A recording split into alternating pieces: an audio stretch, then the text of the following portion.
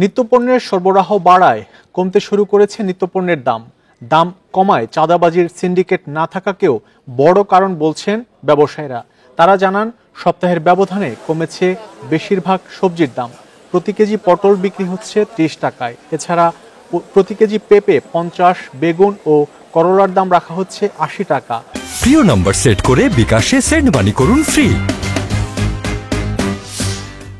যা গত সপ্তাহের চেয়ে ১০ থেকে ২০ টাকা কম বলছেন বিক্রেতারা। তবে কাঁচামরিচের দাম গত সপ্তাহের মতোই চড়া। প্রতি কেজি বিক্রি হচ্ছে ২৫০ টাকায়। দাম বৃদ্ধির জন্য বৃষ্টিকে দায়ী করছেন বিক্রেতারা। এদিকে আলু পেঁয়াজের দামও বাড়তি। প্রতি কেজি আলু ৬০ আর পেঁয়াজ ১২০ টাকা কেজি দরে বিক্রি হচ্ছে। অপরিবর্তিত রয়েছে মুরগির দাম। প্রতি কেজি ব্রয়লার মুরগি ১৭০ আর সোনালী মুরগির দাম রাখা হচ্ছে ২৭০ টাকা। নতুন সরকারের কাছে সিন্ডিকেট মুক্ত বাজার ব্যবস্থাপনার দাবি ক্রেতাদের।